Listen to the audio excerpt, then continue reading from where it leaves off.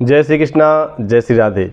मित्रों, मैं हूं आपके साथ आचार्य प्रमोद मिश्रा और आप देख रहे हैं इस महीने में कार्तिक महीने की कथा यानी कार्तिक महात्यम। तो कार्तिक महात्म्य में अभी हम दूसरा अध्याय प्रारंभ करने जा रहे हैं, जो क्रम से कथा आप सुन रहे हैं। तो सबसे पहले शंख ध्वनि करेंगे, भगवान का ध्यान करेंगे और पुनः कथा प्रारंभ करेंगे। तो सबसे पहले शंख ध्वनि करते हैं।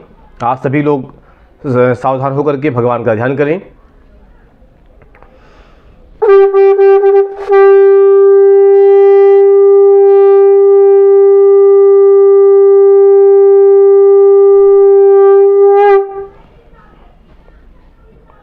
तो शंख ध्वनि के साथ भगवान के नाम का गुणगान।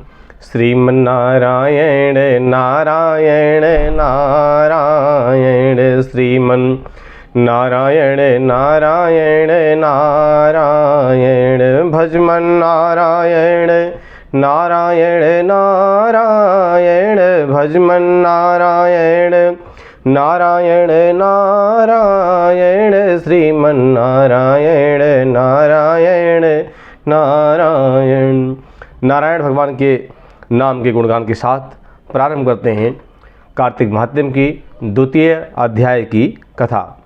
तो दर्शकों, भगवान श्री कृष्ण कहते हैं कि हे प्रिय, जब गुणवती को राक्षस द्वारा अपने पति एवं पिता के मारे जाने का समाचार मिला तो वह विलाप करने लगी।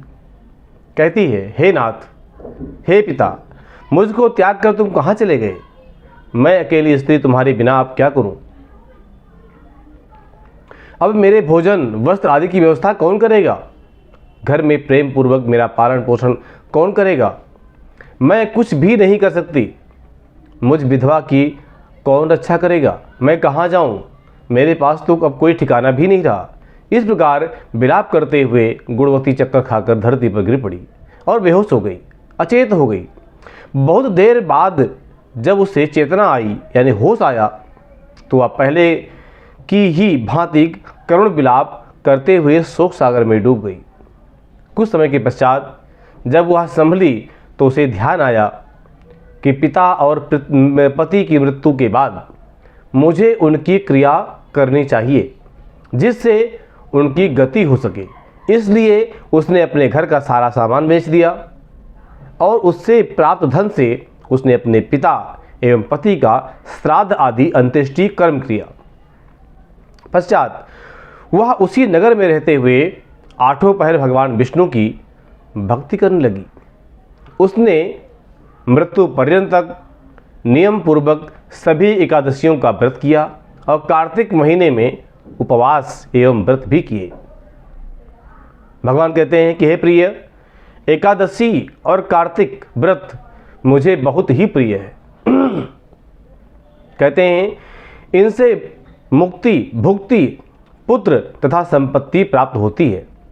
कार्तिक मास में जब तुला राशि पर सूर्य आते हैं तब ब्रह्म मुहूर्त में उठ करके स्नान करने व व्रत व उपवास करने वाले मनुष्य मुझे बहुत ही प्रिय हैं, क्योंकि यदि उन्होंने पाप भी किए हों तो भी स्नान व व्रत के प्रभाव से उन्हें मोक्ष पद प्राप्त होता है।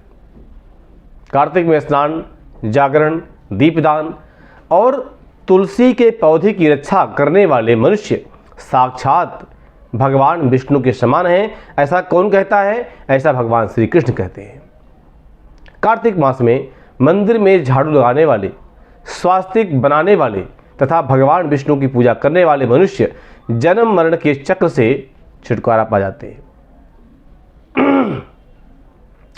यह सुनकर के गुणवती भी प्रतिवर्ष श्रद्धा पूर्वक कार्तिक का व्रत और भगवान विष्णु की पूजा करने लगी। भगवान कहते हैं कि हे प्रिय, एक बार उसे ज्वर हो गया और बहुत कमजोर भी हो गई। फिर भी वह किसी प्रकार गंगा स्नान करने के लिए चली गई। गंगा तक तो वह पहुंच गई, परंतु शीत के कारण वह बुरी तरह से कांप रही थी। इस कारण वह शिथिल हो गई। भगवान कहते हैं कि तब मेरे भगवान विष्णु के दूत उसे मेरे धाम ले आए। पश्चात ब्रह्मा आदि देवताओं की प्रार्थना पर जब मैंने कृष्ण का अवतार लिया तो मेरे गण भी मेरे साथ इस पृथ्वी पर आए, जो इस समय यदुवंशी यादव के रूप में हैं। भगवान कहते हैं तुम्हारे पिता पूर्व जन्म में देवशर्मा थे, तो इस समय सत्राजित के नाम से हैं। पूर्व जन्म में चंद्रशर्मा जो तुम्हारा पति था वह डाकू है, और हे देवी तू ही वह गुणवती है। कार्तिक व्रत के प्रभाव के कारण तू मेरी अर्धांगिनी हुई। पूर्व जन्म में तुमने मेरे मंदिर के द्वार पर तुलसी का पौधा लगाया था। इस समय वह तेरे महलों के आंगन में कल वृक्ष के रूप में विद्यमान है। उस जन्म में तो तुमने दीपदान किया था, उसी कारण तुम्हारी देह इतनी सुंदर है और तुम्हारे घर में साक्षात लक्ष्मी का वास है। क्योंकि तुमने पूर्व जन्म में अपने सभी व्रतों का फल पति स्वरूप विष्णु को अर्पित किया था, उसी के प्रभाव से इस जन्म में तुम मेरी प्रिय पत्नी हुई हो। पूर्व जन्म में तुमने नियम पूर्वक जो कार्तिक मास का व्रत किया था, उसी के कारण मेरा और तुम्हारा कभी वियोग नहीं होगा। इस प्रकार कार्तिक मास में व्रत आदि करने वाले मनुष्य मुझे तुम्हारे समान ही प्रिय हैं।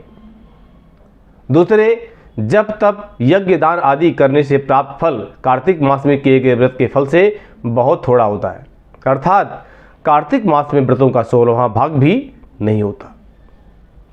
इस प्रकार सत्यभामा भगवान श्री कृष्ण के मुख से अपने पूर्व जन्म के पुण्य का प्रभाव सुनकर के बहुत प्रसन्न हुई।